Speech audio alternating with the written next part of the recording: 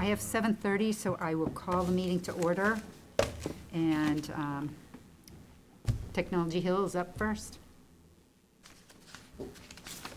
Telling stories about this. Which one are we looking at? Site plans? So Nick, were you trying to act like a 20-year-old? No, I was just hoping with this last part of the project, I get a little bit of sympathy, so I went with the crutches. No, this is a very old injury that I finally seemingly had corrected, just didn't quite go as I expected. So, crutches for today and foreseeable future, but the mind is still sound, so hopefully I can intelligently put together our presentation for this evening.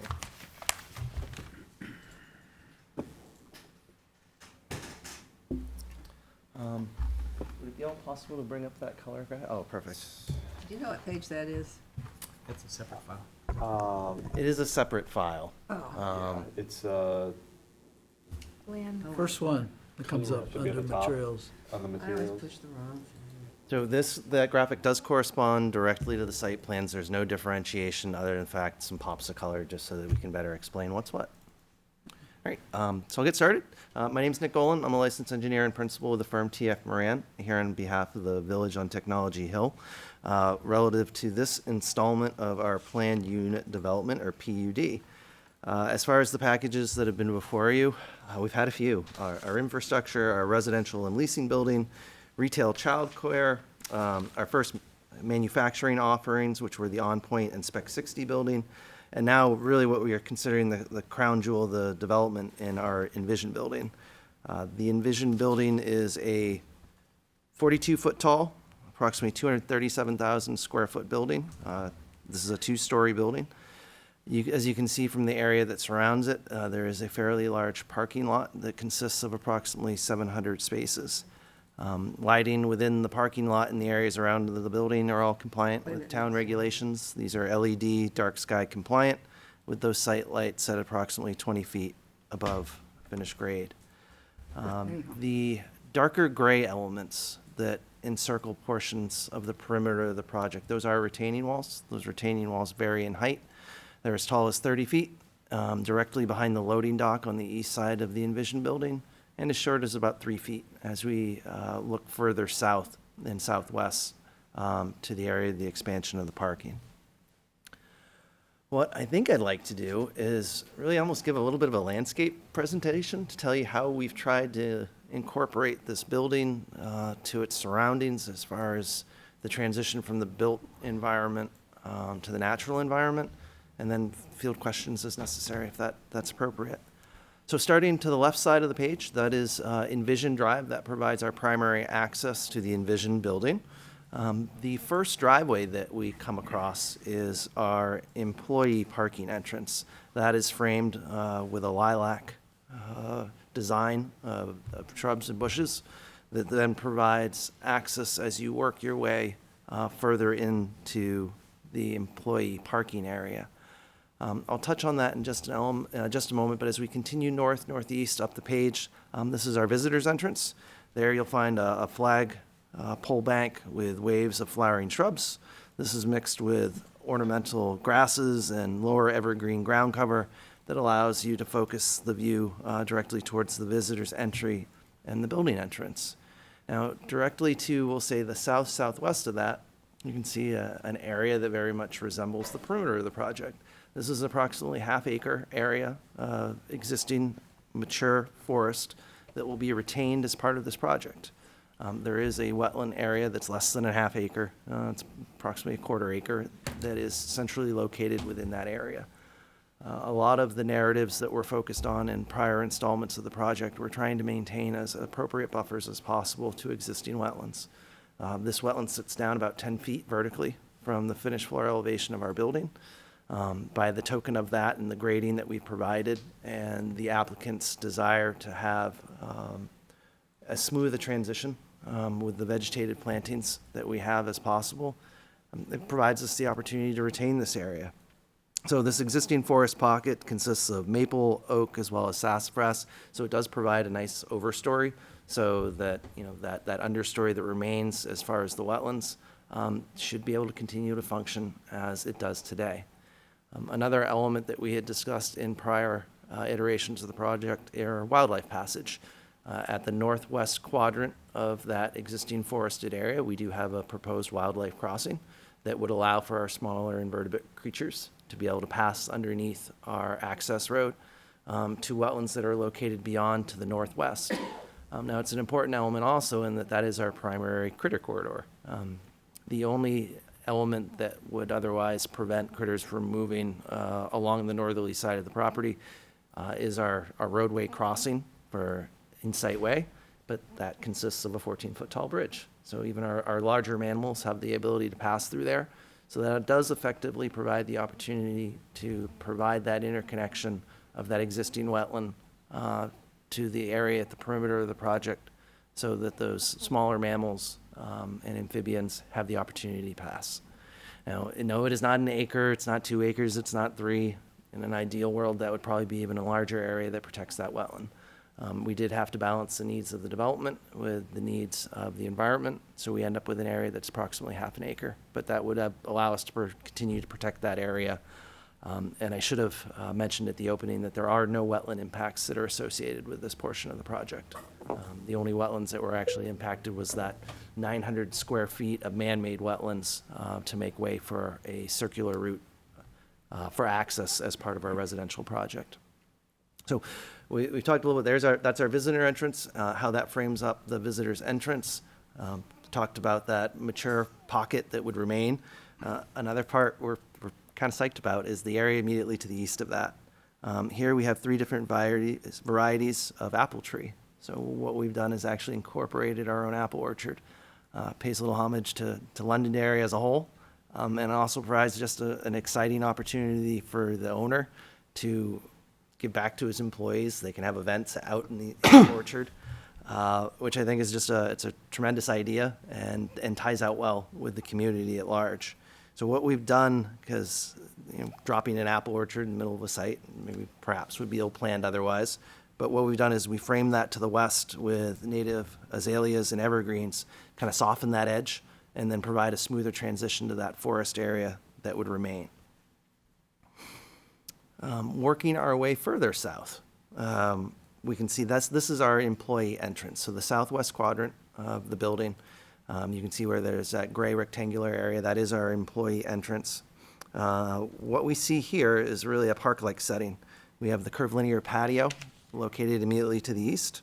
We have some small trees on the interior, again, trying to promote a little bit of a pocket park type sense.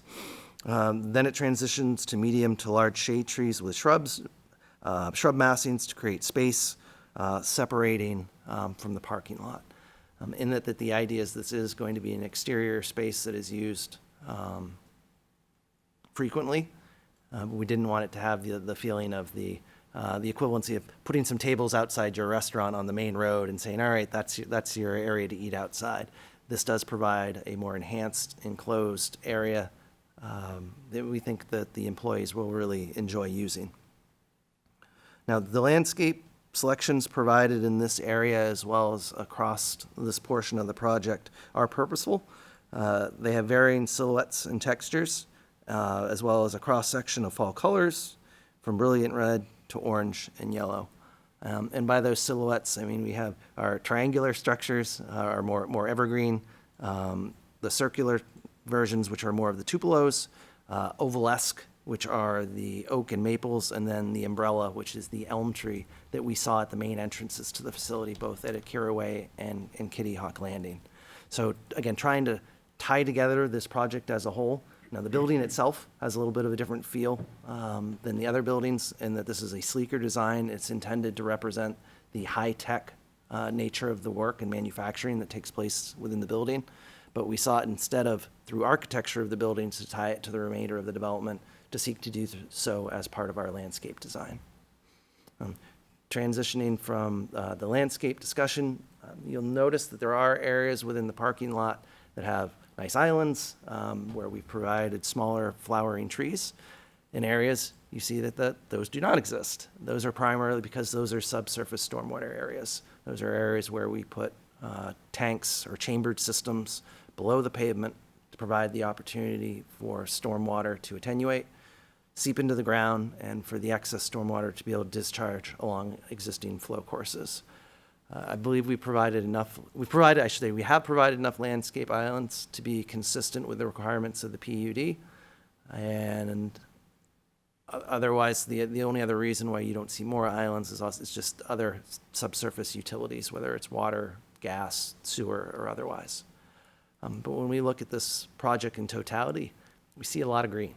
And I know that was one of the points of emphasis, in the PUD, was to make sure that we were still providing appropriate green space. We did use a similar seed mix in this application at the perimeter of the project, which was the wildlife seed mix, again, to try and provide a more appropriate transition from our built environment to the natural environment. The last area I'll speak to before questions is that southeast quadrant. You can see there's a big massing of green. That is an above-ground stormwater infiltration basin. So again, it's a 3 to 4 foot depression in the ground that provides the opportunity for settlement of solids before stormwater can appropriately recharge into the ground. That will be a grassed area, and even the maintenance access road that provides access to it will also be grass. So what we do with that application is we install an appropriate matrix of gravel, but then loam and seed on top of it. The reality is these maintenance routes are very seldom used as long as everything's working the way it's supposed to. So again, it provides a little bit more beautification, a little more attractiveness to the overall development, and also helps reduce the amount of stormwater runoff from the project site instead of just that having been a traditional gravel maintenance road. So I think I've hit on a lot of the high points of what we're doing. I spoke briefly to the wildlife criteria, as I realize that has been a point of emphasis for the project overall, and also our intent to preserve existing mature forest, which again, as listed in the PUD, was to be provided wherever it was possible. And we felt this was a good application for us to provide that, and have done so, which also provides the opportunity for a larger buffer area to that existing wetland. Questions? Is this building considered manufacturing? It is. And how many employees do you think that'll generate? It'll vary. The prior, we'll say, iteration of this company reached a peak of approximately 1,200 employees. Oh. So this is not your traditional automation. These are workstations, much like you might see in an engineer's office of cubicles, where they are putting together precision, delicate equipment. And I apologize if I didn't mention it at the beginning, that what they're really making here are the products that are keeping our servicemen and women safe. There are military contracts that are associated with what's being developed here. If you have the opportunity to go to their website, Envision Technology talks a little bit about some of the precision equipment that they're creating here. No, that's the answer. Yes, Deb? You won't be surprised at this question. What is your management plan for those apple trees? Because they won't take care of themselves. Correct. And it So- needs to be written down, planned out, and people need to be aware of it. And you knew I was going to say that. 100%. And when we go to the part of my notes where I answer this question.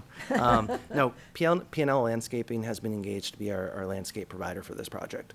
We're working hand in hand with them to develop that plan to make sure this isn't just a good idea, that it can be implemented correctly, and that there is a management plan in place for these. Just like at Max Apples or anywhere else, if you're not appropriately tending to these trees, they're not going to provide apples, and two, it can fall into disrepair quite quickly. And the ownership team obviously doesn't want to spend the amount of time and money that they are on this development to see that portion of this project fail. So there would be a management plan associated with that. I don't have specifics, Yeah, that's okay. but yes, there would have to be in order for that to be productive. Thank you. Yes, Deb. Could you help us identify how this site fits into the broader PUD? Or maybe you can direct Mike to a page in the, I don't know if you want to be in the Sure. plan set or We in the, flip back to the site plans. It's in the first 8 or so sheets. There's our PUD master plan or the overall site layout plan. That'll give us a broad brush of the project as a whole. And I can speak to a little bit to how it's located and why. And that's a great plan. So when we look at this plan, we see our access to the northwest is from Akira Way. In that location, that is our retail and childcare elements. Those make a lot of sense to be at the perimeter of the development because they're a supplementary use for the folks who live here, but are also available to people who live outside of this community. As we come into the site, we pass over the bridge, which provides for that 14-foot clear critter crossing. And then we see a split. You can either turn to the left, which would be to the right on this page, which takes us towards the manufacturing area, or to the left, which takes you towards the residential offerings. Again, purposely constructed in this manner so that we can keep those traffic streams separate. Also noting that there is our primary truck route from the south, which is Kitty Hawk Landing. So what I'll do is I'll take a quick segue and kind of work my way back to that entrance. So from up Kitty Hawk to the left, we have On Point, which is one of the owner's businesses. As we work our way further north, there's the 60,000 square foot manufacturing facility. There's not a particular user in mind for that just yet. As we continue to work up that central corridor, which is Insight Way, to the right, you can see where that parking lot begins, and further to the left is where those residential offerings are. How this ties in overall to the project is in a couple of different ways. On day one, we're not going to have 1,200 employees. It is a business that is very successful and continues to grow. The expectation is they will build the entirety of the building, but it'll be fitted out as needed as the project expands. We've designed our parking lots in part based off of one of the recommendations we heard from you when we were talking about the On Point building. Is there any way we can phase this parking? Do we need all these parking spaces at once? The answer for this building is no. So we've designed this parking lot so that as you come up from the 60,000 square foot building, you enter into that parking lot, that area to the left, which is approximately half of the 700 parking spaces, would have the opportunity to be built at a later date. The area of employee parking that's immediately south of the building would be built on day one in order to support the employees for the project. We located this larger tenant at this northeast corner as this is the high ground. Given the technology they use, which is electro-optical systems, it provides them the opportunity to be testing those facilities from this location because it gives them longer ranges of sight, which was an important feature in designing this location of the building. Also, and this is our larger user and would have the largest, we'll say, truck traffic, although it's fairly limited. It also allows that truck traffic to take place as far away from our residential offerings as possible as well. So it's tucked nicely in that northeast corner, which again is the high point of the site, with the only other future planned portion of this development to be the foundation building, which would be immediately adjacent to it, acknowledging that there is the opportunity for an additional 25,000 square foot manufacturing building further to the north, in that there isn't an end tenant or a specific demand for that just yet. We have not furthered those design plans. So when we look at it in the big picture, we can really see how, from the access roads to the placement of the structures, how this plan unit development really comes together. So the testing that's going on in this building, are we talking about a firing range? They do have a ballistics facility that is incorporated within this, yes. Curious how you're dealing with the abutters. They are soundproofed. It is This is an partly indoor? yes. Nothing. There's no exterior firing range. This is all. It's an interior ballistics facility that's located within the structure. I won't get into the specifics as far as where it's located, but it's partly subterranean, so it's providing additional insulation. There are exhaust systems. There are sound systems that are all associated with this. The North Branch Construction, who is our construction manager for this, have built similar facilities in the past for Sig Sauer and Epping as well as elsewhere. So we have the benefit of their prior knowledge as to how to best incorporate that into the building. And again, it goes to, relative to its location, it's as far away as possible from any other of those components of our project.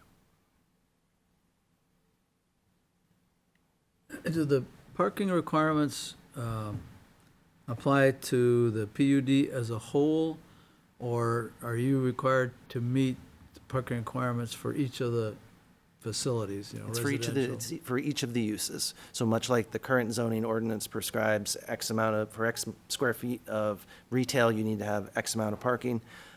We have similar requirements for the PUD, but those are more based off of the Institute of Transportation Engineers requirements opposed to the town's requirements, which were, you know, prescribed some 50, 60 years ago, and we've just provided a more up-to-date reference. Because what I'm reading is it says 0.92 per 1,000 square feet, That sounds correct? which doesn't come out to 700. So let's take a look. As much as I try and commit all elements of the project to memory, I can't say it is all at the ready.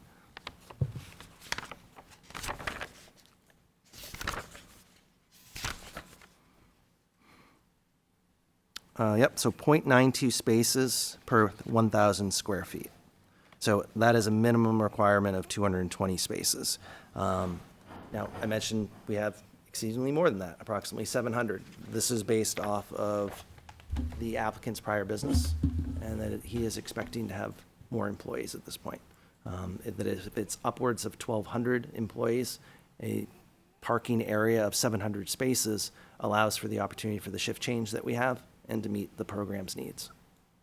2 shifts, right? Yes. It can even be as many as 3, but that third shift is almost strictly janitorial, so you're a dozen people.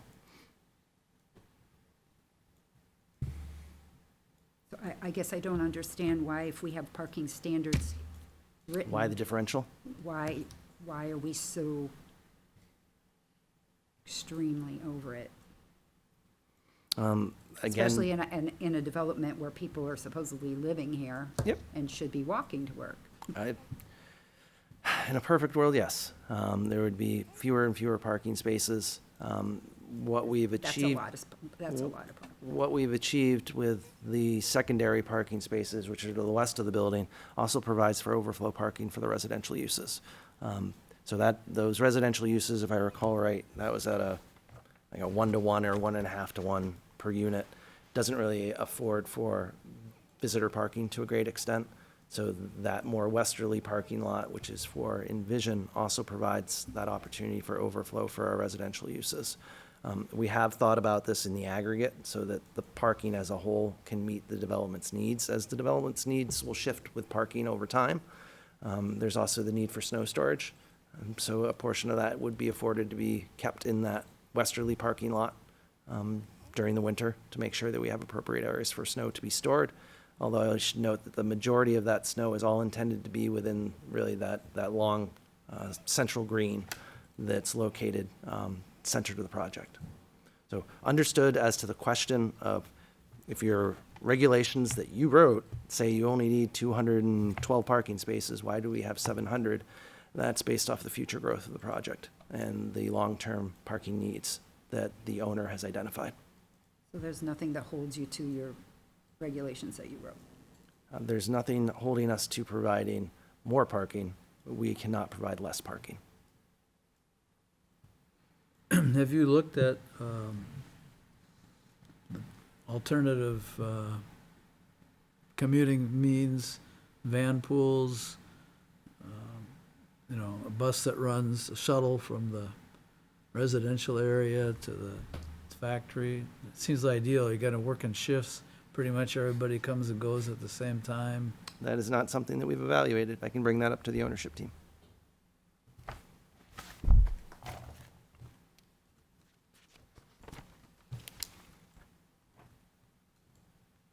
Clearly minimizing the parking would be key to us.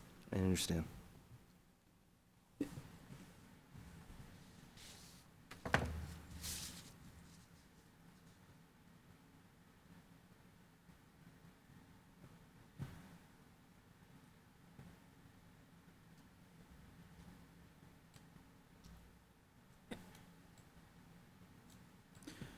You had mentioned that the forested area, Mm-hmm. vegetated area, west of the factory, Yes, sir. you called that a wetland, So there is but it's really not, right? I mean. no, it's a wetland. Our wetland scientists went out there and evaluated it for those 3 indicators, and it is a wetland. It doesn't reach the size to necessitate a buffer.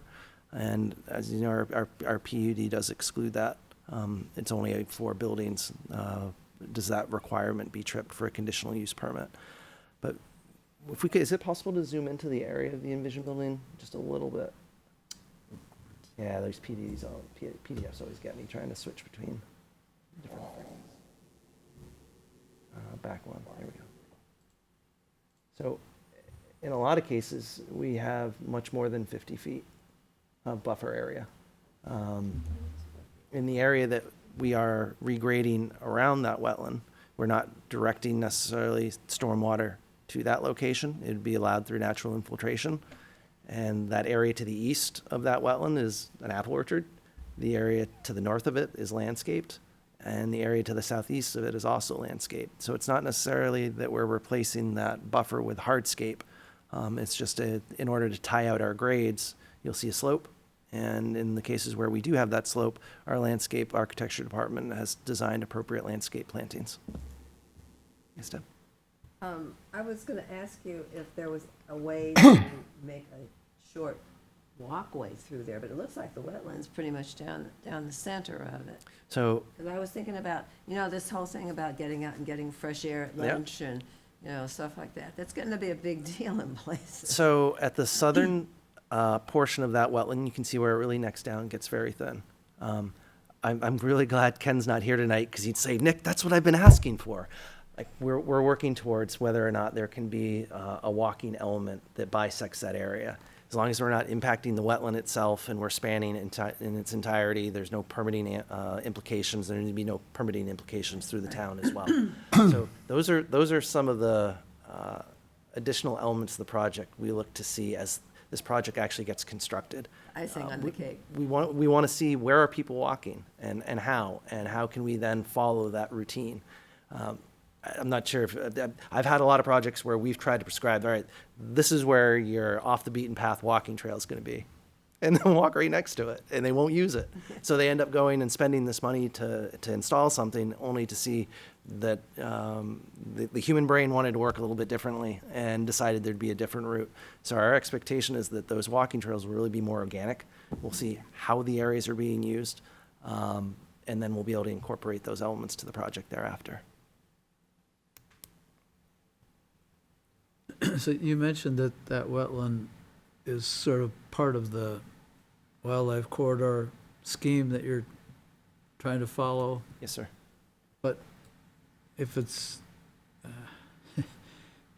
the parking lot wraps around it, so, and the building, I don't see it as a corridor. It might be a refuge for people from. Perhaps critters that's coming better north. stated, as we're preserving that wildlife refuge opportunity there, and that we're allowing free passage through the wildlife corridor passageway, which is a 36-inch culvert with a naturalized bottom based off of input that we received from Fish and Game, to be able to connect that area to the perimeter of the site. So you're talking about the one that goes underneath Envision Drive? Yes, sir. And then that opens it up to that larger wetland area that's to our west. Acknowledging that would be the expected path, because the reality is the grade climbs another 80 feet beyond our site. So I guess we're not expecting amphibians to be climbing up the hills, but instead to seek out the water sources that are immediately available adjacent to the project site. Yeah, I think what you say holds true for small mammals. I'm not sure it does for larger mammals. That's fair. Because the reality, could we find some deer perusing our apple orchard? Wouldn't be Absolutely. surprised. And it's, they won't necessarily be coming from the south across the parking lot, but could they be crossing Envision Drive to get there? Quite possibly. It's only a 25-mile-an-hour speed limit. This isn't the Audubon out there. We have these speeds purposely slow to try and promote this as a walkable environment as possible, which should have some environmental positives as well.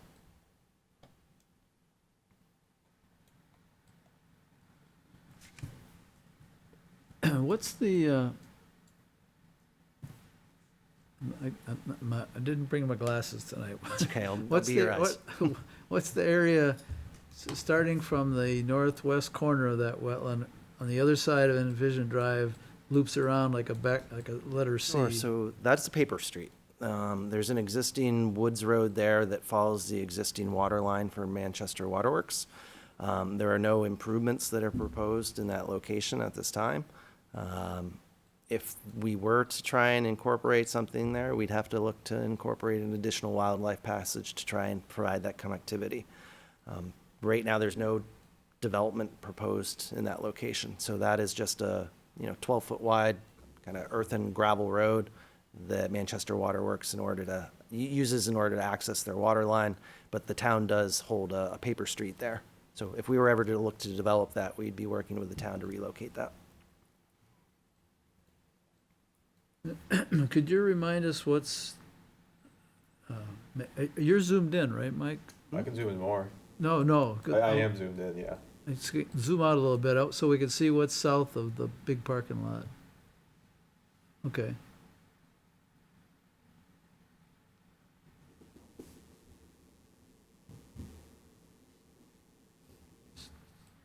So what is that? It's that's southeast of the PUD owned land.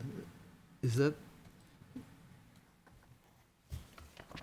Another manufacturing. So you mean our butter? yeah, right. I should know that offhand. I'm trying to remember.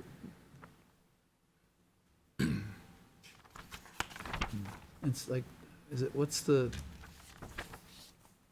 is it the name of the? Oh, drive? that's I'm sorry, that's the Merrills. Kitty Hawk? Kitty, is it Kitty Hawk? Yeah. But it's farm, right? Yeah. It's part, It's part of the property. It doesn't have farm immediately adjacent to us, but it is the Merrills that own that property. If we wanted to bring up an aerial image, if we're connected to the internet, we could do that and get a better idea what sits there.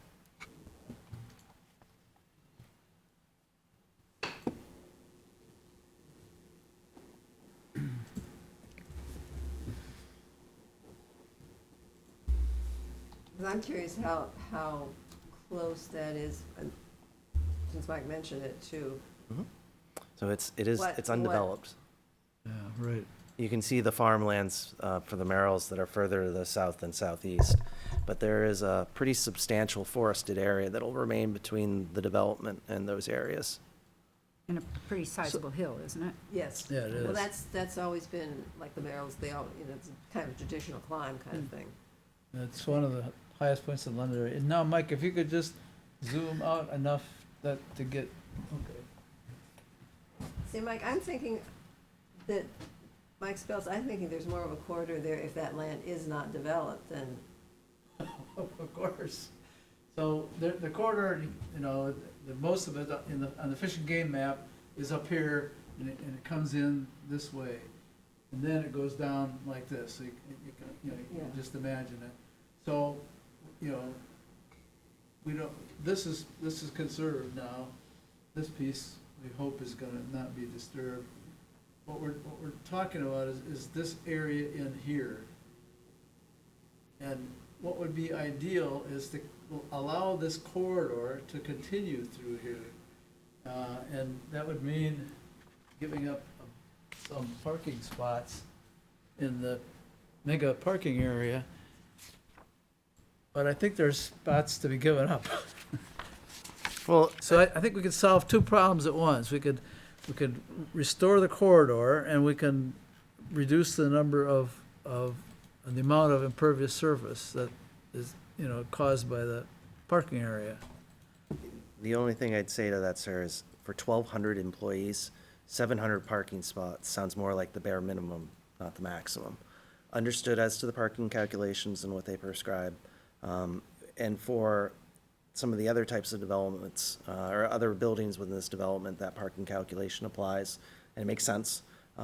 Relative to this use and the long-term needs, it would be short-sighted of us not to be able to provide the long-term parking needs for the overall development at its full build-out. Now, that said, it doesn't mean we can't phase that construction so that half of those 700 spaces could be potentially built at a later date. Maybe it's 5 years, maybe it's 10 years, maybe it's 15 years that by then that the company's grown to the size that it needs to. The expectations of the owner is it's going to grow quite quickly. They've already doubled, tripled, quadrupled in size, it seems, just over the amount of time it's taken us to permit the project. He's a very successful businessman, and he and his wife. So they have a very good business model, which we would foresee is continuing to grow. I can't see eliminating a portion of those 700 parking spaces as trivial to their long-term goals for that project. The ability to build them later, I think, is realistic. And if for some reason the business doesn't grow to that size, they never need to be built. But designing not only the parking spaces, but the infrastructure to support them now, I think is really important. Phasing wouldn't really help because the first phase is the one we'd like to get rid of. Or at least postpone. Yeah. But that southerly portion, that is the employee's entrance, which again, purposely divided due to the nature of the business and the government contracts that they have.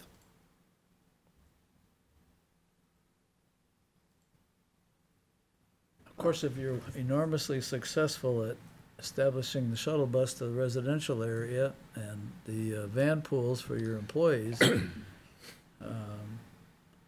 maybe you won't need as many as you think. I've certainly seen that work at a municipal level, whether or not it works on a private development level. I haven't seen it incorporated personally, but doesn't mean you don't ask the question, and we see whether or not it's a suitable alternative. So I will review that with the ownership team. But yeah, understood that continuing to maintain, as much of that wildlife corridor as possible has always been a goal of this commission. And we've done our best to incorporate it with the wildlife passages and various elements of design. I realize it's not a perfect fit.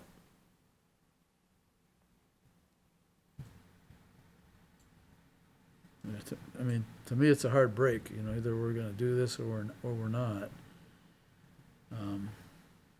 I think certainly the commission could recommend the planning board that they thoroughly investigate the possibility of running shuttles to the residential area and creating van pools for employees that live farther off-site. And then that they phase the parking lot development in a manner that allows them to maintain as much of the existing wildlife corridor as possible for as long as possible.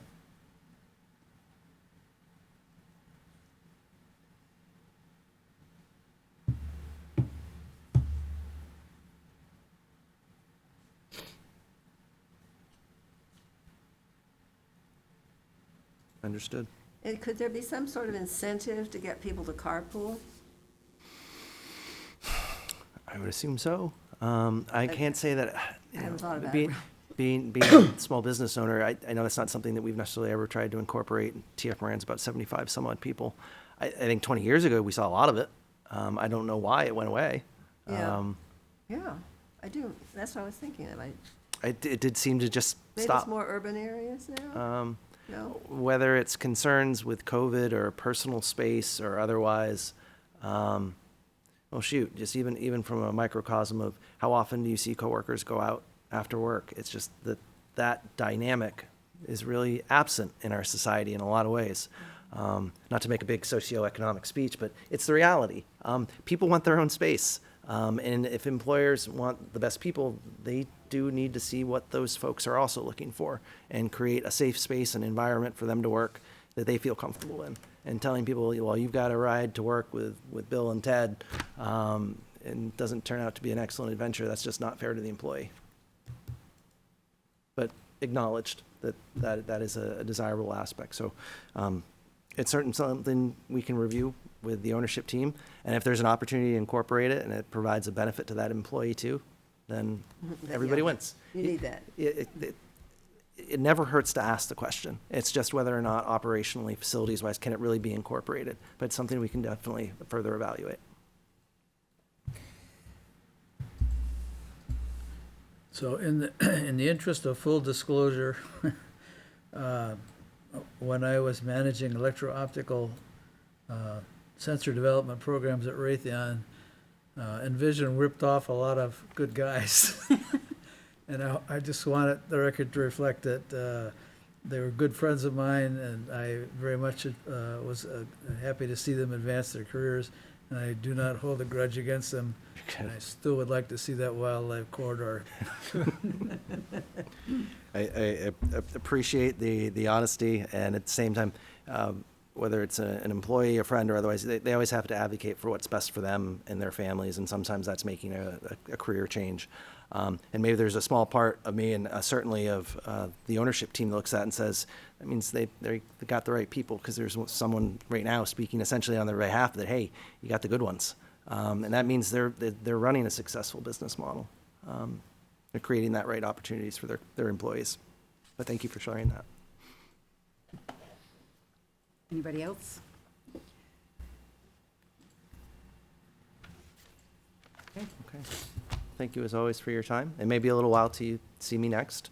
And then we don't have another portion of the project that's kind of in the pipeline, but there may be some revisions that we're making to some various elements that'll bring me back. So we'll right. see you till then.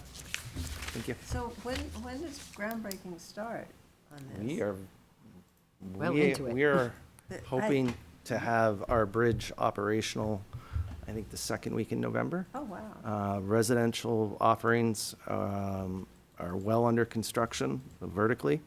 Retail is under internal fit up right now. So if you drive by, with permission, I suppose, you could walk around inside to take a look at it. But if anyone's curious or wants to take a tour of where they're at with construction, feel free to reach out to me, and I'll connect you with North Branch Construction, and Bruce Blazon can make sure you guys can see how we're doing. Okay. Well, thank you very much. Great. Have a good night.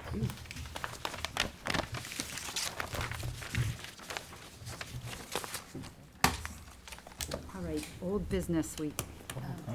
Oh, yeah, sorry. Any public comment today? Transportation just drove people in their own cars because Good reason. it's at work. Articles Ray Breslin, 3 Gary Drive.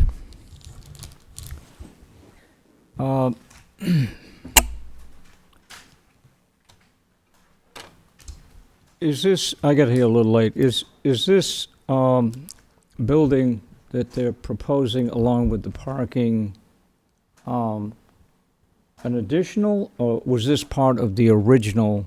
It was part of the original. Part of the original, okay, yeah, okay. And, Space was left open with a hypothetical building there. And then now that they know who their tenant is, they know exactly the size and need. for that oh, okay, building. so, yeah, this was part of their original vision, but it wasn't part of what they were working on to build that building, you know, because they're doing housing and all that currently. So they probably decided that they are going to move forward with that. And sounds like a vision as far as 1,200 employees, all of that parking. And I think what Mike said was important. If most of those people are going to be living on site, which it appears to be the case, I would wonder why they would need to have all that parking space if they're coming from and going to, and that was brought forward. That's something that perhaps they're going to go back and look at. The other concern I have is with stormwater runoff. The elevation is pretty high, and there's always been stormwater runoff, and they've made provisions for a lot of that. Assuming that it would saturate back into the ground. But when you have large areas of parking, when you have large buildings that take up all of that surface that the water could saturate back into, that water's got to go somewhere. And even if you put it into a retention basin, if you have a very large storm, we probably need one right now with all the drought. But there's always the potential that a lot of that is still going to run off down. So I still think that's a concern. Maybe they've taken appropriate measures to take care of that.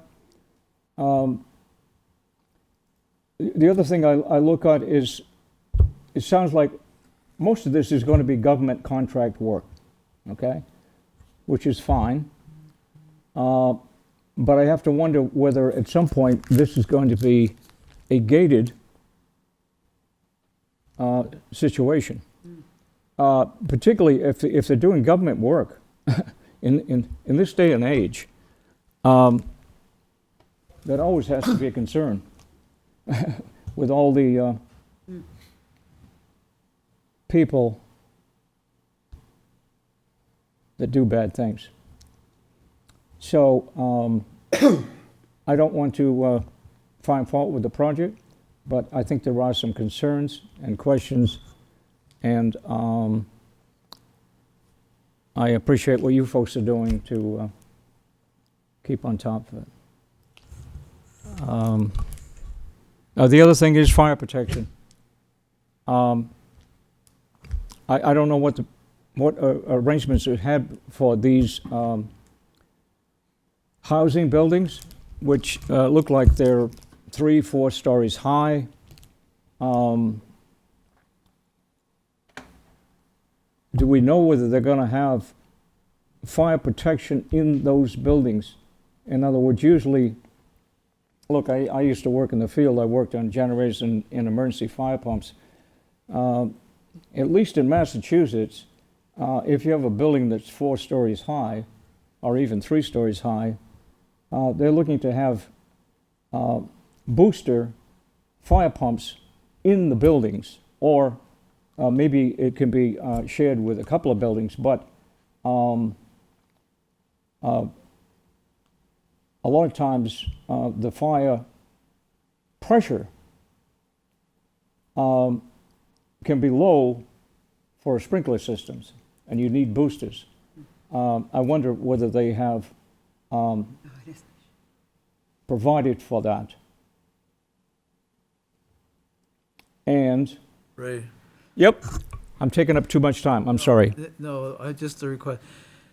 Were we to respond to your fire concerns, we would be stepping outside of our role as a Conservation Commission and putting on little planning board hats. And we get in trouble for doing that. I So understand. we can't really comment. I understand. And that's things for the fire department to look at. Well, thank you Thank you. for allowing me to speak. Thanks, right. Unless anybody's got any questions. No? Okay. All right, thank you. Now we can talk about taking the dock out. We probably should get doing that soon. And I'm trying to envision all the materials we need to float this thing. So I'm picturing a couple of cinder blocks, cement blocks on a chain out in the water, and then some sort of cable up to the dock that we can, I guess, lock to it so it stays in one place. Does that sound workable? Anybody? I mean, it's not in my ballpark, no. So basically pull the dock up and tie a cable around it just to keep it from floating out? Well, we need to float it out in the deeper water, away from shore. Hopefully, I'm thinking, how do we keep somebody from stealing it? Or how do we keep it from floating away? It can't have too long of a leash because our water frontage is narrow and it can't go outside our little area. I don't know what guidance we got from the guys who built it. I'm very familiar with what goes on the saltwater coast, and there the docks are pulled out. They're not. Right. They're not put further out because the storms got them. Right. They're removed from the water.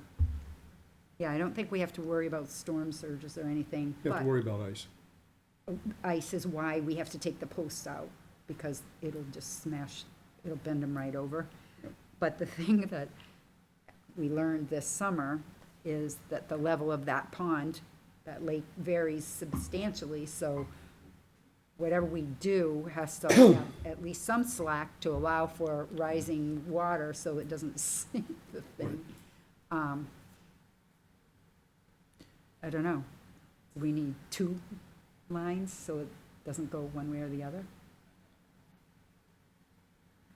Well, if you want to allow for the increase in depth of the pond, even if you put in two lines, you still have to have slack on each line, so it's gonna, you know, It's still gonna go, but not like way over one way or way over the other, I'm hoping.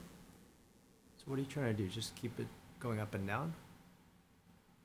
And that's the concern, is that it's gotta go up and down, but I know that you can't allow for that without it being able to move side to side too, which, Sure you can. I mean, just do a post on each side with a ring, then it just goes up and down on that ring. but we're afraid that the ice moving is gonna break the, or bend the break the post. post. Yeah, Otherwise- it's on post right now. Oh, okay. I've never seen this. I don't even know where it is. Oh, it's very cool, you should check it out. I mean, Yeah, we have to take the posts out so that the ice, as it's flowing, doesn't just bend those posts right over. You know, we could ask what What they the- recommend. Yeah, what does the $500 get us when they come in to do it? In other words, I mean, can we just find a DPW vehicle with a winch on the front and hook onto the two eyes where the posts go and pull it up to shore? And then just let it set on shore for the winter, you know, lock it if we have to with the chain Yeah, to a tree or something. that might be easier. Yeah, Money I'm well thinking spent. it might be. And then getting it in, I'm wondering if, you know, about 5 people pushing on it might be enough to slide it. I mean, it's not It's not heavy. heavy. And, you know, are we risking any kind of damage, you know, by dragging it over the shore? Are we gonna be silting up the pond? But, Sounds like a good Eagle Scout project. I think it I mean, I sounds could like imagine just I putting think it sounds like a good DPW. There you go. putting down, you know, plywood. Right, I think you'd probably need, you know, at least 2, maybe 4 pieces. I don't know which way you'd have to orient them. And To then slide it just on? slide it over the plywood. You wouldn't be pulling over all the sticks Gravel. and stones. Do we ever have anything in the Londonderry Times about this dock? oh, yeah. I read it every week. I don't remember It- seeing it. Back when, there was pictures and Yeah, there was- everything, there was Gene pictures. fishing. Yeah. He was a Well, star. I guess I missed well, that one. I don't think I'm really concerned about the bottom getting scuffed up, because when I think about dragging kayaks in and out on the gravel or concrete, yes, it gets scratched, but not anything I would consider damage. So maybe if I contact the dock people, Yeah, just see. That's see a what their good start. recommendation is, and then see if we can get DPW to just, like you Yeah, said, pull yeah. it out. Yeah, I mean, we have friends in high places. Yes, we do. One of the things we probably want to do, if we think the posts are in the right places now, is mark those Yeah, locations. that's a definite, And that can be as simple as a concrete block with a rope and a small float on it. yes. So you'll be able to see the Yeah. float in the spring and Yep. follow the rope to the concrete Yeah, block. that's what people do on lakes when they have their buoys out. Well, if you do the near posts, Then you you're, know, then you're set. yeah, Any 2 posts, and you got it figured out. All right, let me work on that. Then, does anybody else have any old business before I go to new business? unless paying our bills is considered old business. No, I've got it on new. Yeah. So we have an invoice for work done at Lithia, finishing up the removal of the causeway. It's $1,402.05 to West Environmental. Don't you love it? How did they get that number? And what that covers is him supervising the operation, putting together a report after it was completed. And then there'll be additional charge every year doing his monitoring activity, which we've pretty well got. First 3 years are covered in our budget that we Got a grant for, knew going in. okay. And then I'm negotiating to try to get additional funding for the years 4 and 5 and the signs. Anyone would like to make a motion? So move. Oh, I can't, I'm not an alternate. I will move. Okay, and out of the open space fund? Yes, please. Seconded. Okay, motion by Deb, second by Jean. Any further discussion? All in favor? Aye. Opposed? Abstain? Thank you. And then we have, to the same guy, is this an estimate? Right, so you might recall, we're trying to see if we can acquire the Murray's Auto Recycling, the junkyard off of Hall Road. One of the possible ways we could do that financially, feasibly, is to get a grant, again, maybe from the Aquatic Resource Mitigation Fund that funded the Lithia Springs project. It's a bit of a stretch because we're asking them to help us buy a piece of contaminated property for the purpose of avoiding the contamination of, downstream properties. So the question is there, what's in it for the ARM fund to do this? And what we would like to do is get the same wetland scientists we use on Lithia Springs to look at the property and figure out, is there a set of restoration measures that we could do that would restore the property, allow it to bring out its conservation attributes, and then interest the ARM fund in pursuing it. How much time do we have to do that? Well, we have a fair amount of time. If so, I would not want to. What I'm asking is this: that we would approve the funds to have him and do that. He's given us an estimate of $700 to look at the property and write up the report. I don't want to commit to spending that money until after we know we've got a deal with the owner of the junkyard. But that could, if that happened tomorrow, I wouldn't want to be in a position of saying, I got to wait a couple of weeks for the next step. Right. So we're not necessarily, we can condition the approval on having reached an agreement for the purchase of it, or at least an agreement in principle. But I would like to do that, get that done, and it's another way of demonstrating the town's sincere interest in making this project happen. Mike, I'm not getting a chicken and the eggs situation here. I'm getting a very confused thing, like we're just like this.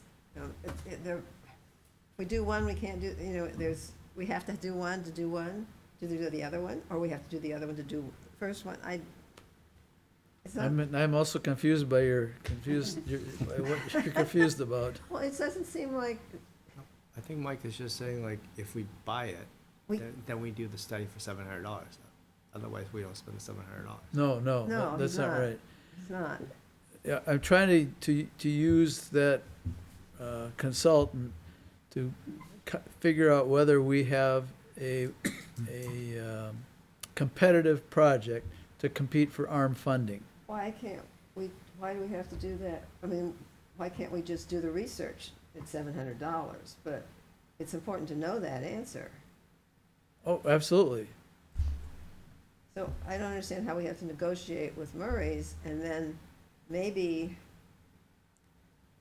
There's no sense in if we can't come to an agreement to buy the property, then there's no sense in us looking at it from a wetland scientist's point of view. Okay, so then we would just want a motion to say we would hire him to do this, should we come to an agreement with Murray's?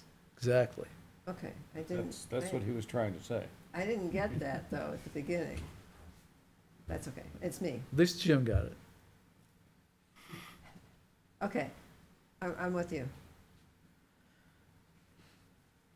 Anybody want to make that I'll motion? make that motion, Okay, I'll second. thanks. and that is the open space fund, right? Yes. Yep. So motion by Jean, second by Al. Any further discussion? All in favor? Aye. Opposed? Abstain? Okay.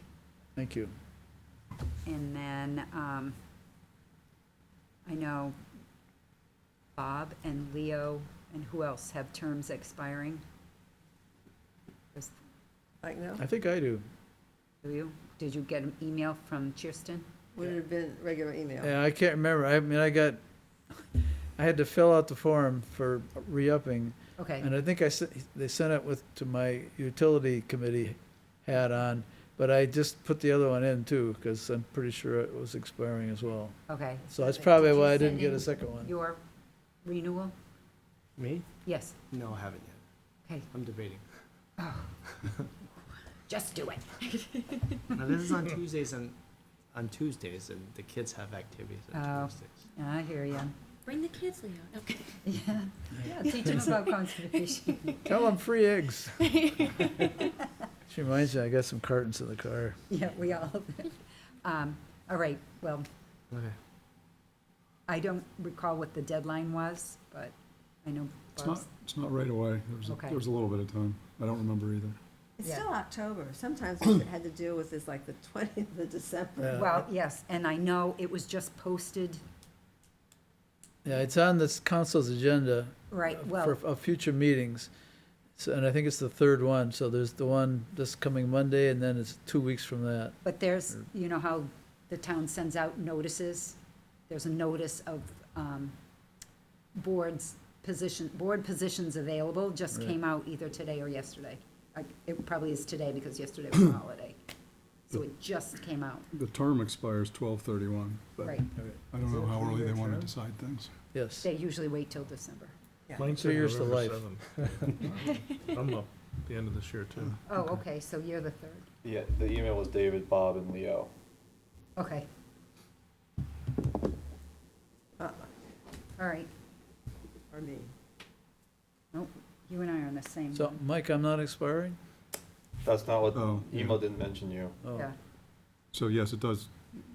David's right. It asks us to respond by November 7th. oh, okay. You got a couple weeks then. All right, that's actually all I have. Unless someone has anything interesting. I need to arrange to monitor plumber. And my plans to do that when it was warm out. is Well, certainly, there's a couple warm days coming up Of course there are, Yeah. on the but weekend. I can't, it's hard to plan ahead. I don't know if, is it better to do it on the weekend, or are people available during the week? I just can't do it. I hear you. Or pick a date and then we'll see who can come. The conservation easement that we hold, we usually monitor ourselves rather than paying Oh. someone to monitor. It's a lovely hike in the woods. It's my favorite property Really to nice. walk. Really nice. It is. It's not bad. I brought my grandson with me the last 2 times. But- All right, I will call Doug Johnson. See what, Works for him, yeah. hmm? See what works for him. Yeah. I mean, we have enough of a track record now that, I'd be comfortable just hitting the spots where we know there can be trouble. Right. And then I did get an email today. One of our funding sources or co-easement holders wants to come and walk some of the properties that they are associated with, but I can't remember who it was. Salt? No, I'll contact her and see what she wants to, Can't think of who. Forest Society? maybe, but it's not the one that plumbers, because we just did that one. Might be Lithia Spring. Maybe. Yeah. I have to read my email again when I get home. Before we break up, but just by way of heads up, the town manager is visiting each of the boards and committees to explain to them what the strategic plan is that he's working on, which to me is kind of a misnomer, because it's more like an operational plan. It's, what do you want to get done this fiscal year, with a, an outlook to things that might take, 2 or 3 years. And he's asking each board or commission to come up with their plan. What do they want to get done? What goals they want to have? What objectives do they need in order to meet that goal? And what key performance indicators, KPIs they call them. How do we measure success? How do we know if we, achieved the goal? So he's going to be asking for our input, and that will all be rolled into a town-wide operational plan, strategic plan, and then he will track that, and we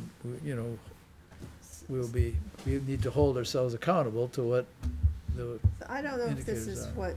what you're looking for, but I know there was talk about changing the land use change tax, and the people don't seem to understand what's going on with the land use change tax. Is there a way, Mike, over that Mike, to figure out how much open space land is still in the developmental line?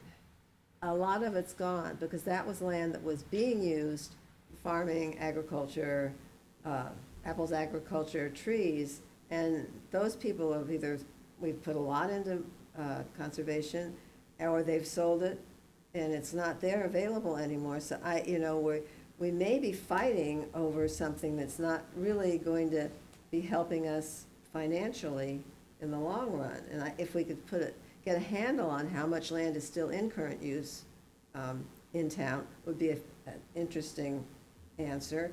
And then, do we need to establish another funding source if we want to move forward? So that's just what came to my head right now. Yeah, there's a number of ways we can do this. We could, have a discussion at a commission meeting. We could just have, send our ideas to Marge, and, she could consolidate them. If you want, you could just send them directly to Kirsten Hildonen, the administrator, person, and she can pull them all together. But to me, there's value in discussing it as a group, because you bounce ideas, Right. off each other. So I think he's looking. Have that Is it end of shortly. November? Does that sound right, Mike? For when he wants to get things in? Is it? I haven't heard about this. Oh, okay. Could you maybe send an email out to all of us with those criteria so that we'll remember it in the morning? I can send it to you, Okay, and then you can send it to them. that's fine. I'm surprised that they didn't come out with a format for all the committees, 'cause this is the way we do it with 30-plus agencies. A format, presentation format that gets sent out to all the IT leads, me. There is one, it's very simplistic. But he wants to come and talk us through it, Okay. so that we kind of can answer the question that you're raising, which, how do we really go about doing this? But it's kind of free-flowing. It can be very detailed, or, not so detailed. What I would suggest is, if you go to the City of Lebanon, New Hampshire's website, and their strategic plan is there, and then you can look at that and you can see exactly what he's trying to accomplish. And then go to their the Conservation Commission's part of that. I can send Marge a link, and then she'll send that on to you, to get you to the right spot. I can That's put it all in the pretty same easy. email. Yeah. Thank you.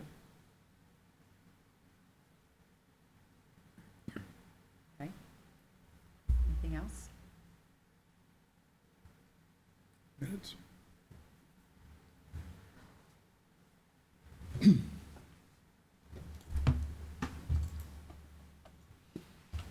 Could do minutes, right? Mm-hmm.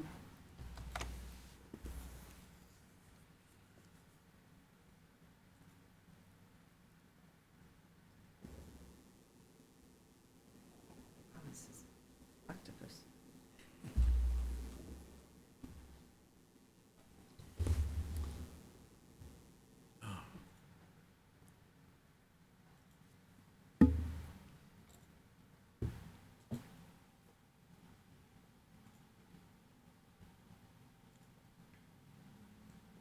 I make a motion to accept the minutes of September 9th as presented. Is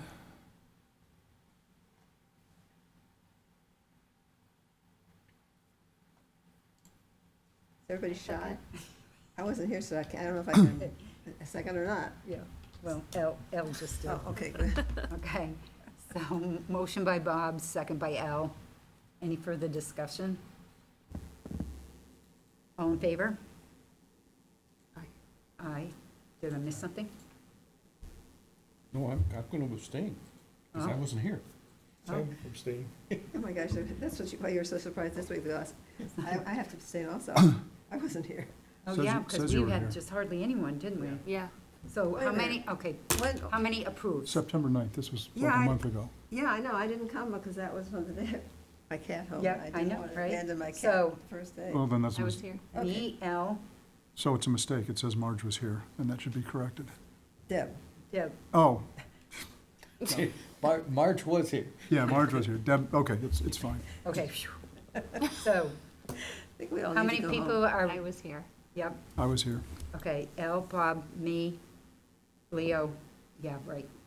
I was here, but I can't vote, but Right. people that were not here can abstain from the vote, and that Right. counts as making a That's quorum. still, okay, so we have 4 yays, 4 approves. That works.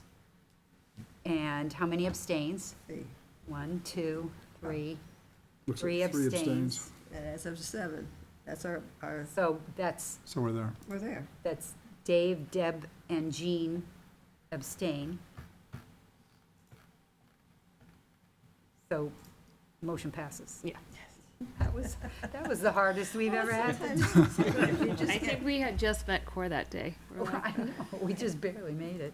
I think sometimes you just get a vision in your head and it's like, There is one other thing that I think we need to talk about tonight. Okay.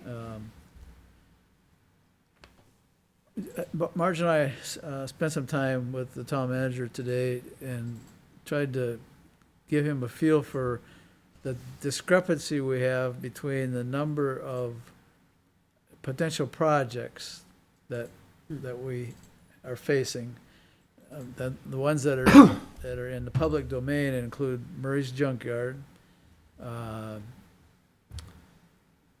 the parcels that heirs of Reed Clark, who recently passed away, may rest in peace, have for sale on the market, some of which have great conservation value. The parcel up on Webster Road by the airport that, has big frontage on Beaver Brook and the rail trail, and others that are not, that we've discussed in closed session before. So we got way more project value than we do have funds. So we, expressed to him that concern and offered 2 alternatives. And there's another possibility that the brownfield site that's on Gilcrest, the Gilcrest Orchard, that's now multifamily housing. That, I had a grant that we won to do the initial evaluation of that, that pot of money, it still has about $117,000 left in it, which we might be able to use to apply to the work done at the Murray's Junkyard. Only there, nowhere else. But at least it's a pot of money, because that's what we were talking about, is, well, where can we look for money? Of course, there's, you know, the two big grants we've used in the past, the ARM Fund and the Groundwater Fund, are available for some, but not all of these projects, just because of the, you know, the qualifying criterion that they have. Two other possibilities, though, would be to restore the full funding of the land use change tax into the open space fund. Right now, the first 100,000 goes to the conservation fund, and then after that, it's a 40-60 split. 60% goes to the town general fund, and 40% goes to the conservation fund. For many years, it was 100% to conservation fund. If we were to restore that, and given all of the development that's going on and the money that's gonna be coming in, we, you know, could augment what we have to do conservation projects. But that only works if the land was in current use. And Right. that's what I'm trying to figure out. All right, well, there are at least There's some. some. I know there is some, but I personally don't know what it is anymore. Although that argument cuts both ways. If there's not much left, let's get what we can. Right. Oh, no, I agree. I agree 100%. But we did not even get 100,000 in fiscal year 24, 25. And the previous year, it was pretty close too, Yeah, I think, in spite of all the development going on. I didn't want to interrupt you, but I still feel that needs to get underlined. yeah, Mike, can you give us any help here? Is there a way to use the data management system to pull Yeah, out I'm pretty sure, so you're looking for, was it open space or current? Current Current use. use. Current use, yeah, okay. properties that are in current use, relevant Okay. current use? I'm pretty sure there's a way I can Sure there filter is. for that. Yeah. I can't I would believe there's think. not. If you could bring that next time, that would be helpful. Sure. So that's one possibility.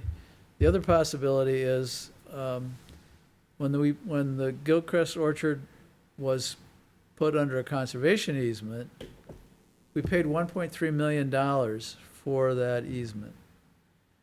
But we only, the town meeting that voted to sell those development rights back to the developer that now is building the multifamily housing down there, said that, as another warrant article there, was that $750,000 would go to the conservation fund.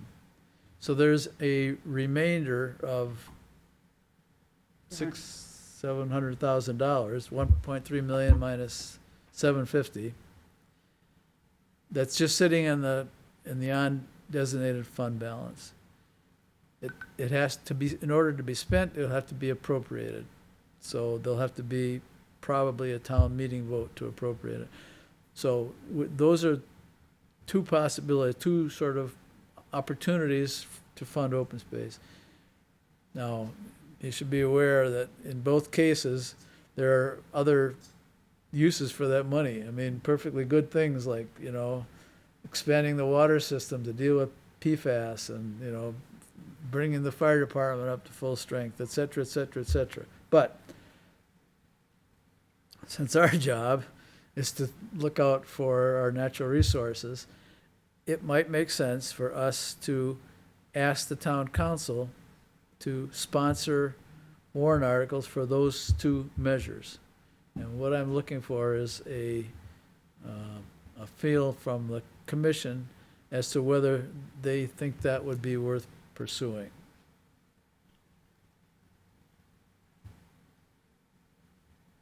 I think it would. I'm in. I think so. I don't know what our odds of success are, but it's. Yeah, Doesn't hurt yeah, to that's another That's just another it. thing entirely. That's his thing, it doesn't Well- hurt to ask. And it probably depends on our willingness to do the work of, Yeah, you know, and selling our- those Our ideas. marketing skills, I Right. think, come into play. We still, and however many years ago it was, when they were trying to take away the land use change tax and put it all into the undesignated fund. And Mike prepared a slideshow and everything, and we went to deliberative and got The vote. the vote to give us, not all of it, but a good portion of it. So I believe the public support is there, especially when we can show that this isn't taking it from your taxes. This is not a tax issue. This is totally separate. Right. But I think we have to prove that, because we had at least one town councilor sit up here and say that it will impact your taxes. So, Recently. Yep. Yeah, I think I read that in the paper, yeah. so. That's what, we have to be prepared for that. Well, it does in the sense that it's money that Yeah. you Could you eventually. could have used for, you know, for Buy a fire other, truck other with it or purposes, something right, like yeah, that. right. But it isn't Direct. something that increases your tax rate Right. in itself. Well, it might if they decide to do both. They want to go out and spend $100 million on something, and they don't have it, you know.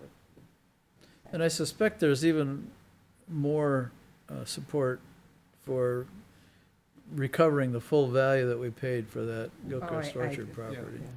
If it were up to the public, I think, So we, you know, they would be two separate warrant articles. You could, you know, win on one but not the other, you know, or maybe both.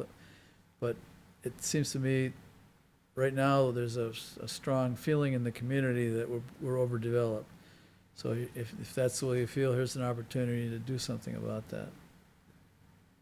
right, So I think it's something that we probably ought to vote on, because we're gonna be going to the council with it. So I would ask that somebody make the motion that we pursue those. pursue with the town council the two warrant articles I just described. Well, do we have to, should we put that into the motion? That's what he just said. Yeah. But Yeah, you have to say the Oh. words about the two yeah, warrant articles. yeah, to change the land use change tax to 100% to the open space fund, and to take the. Cover our full value of what we paid for the Gilchrist Road property. Right.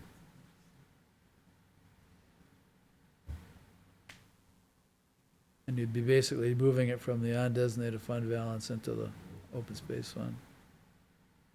Okay. All right, I promise to Did you make not that bring motion? any I more. make that motion, please. Okay, I second. From the- okay. from the- Motion by Deb, second by Al. Any further discussion? All in favor? Aye. Aye. Unanimous vote? Anything else? No, I don't. I will have a treasurer's report well, I'll have a financial report next week, next meeting. Good, I'll move we adjourn. okay. Second. Motion by Jean, second by Dave. All in favor? Aye.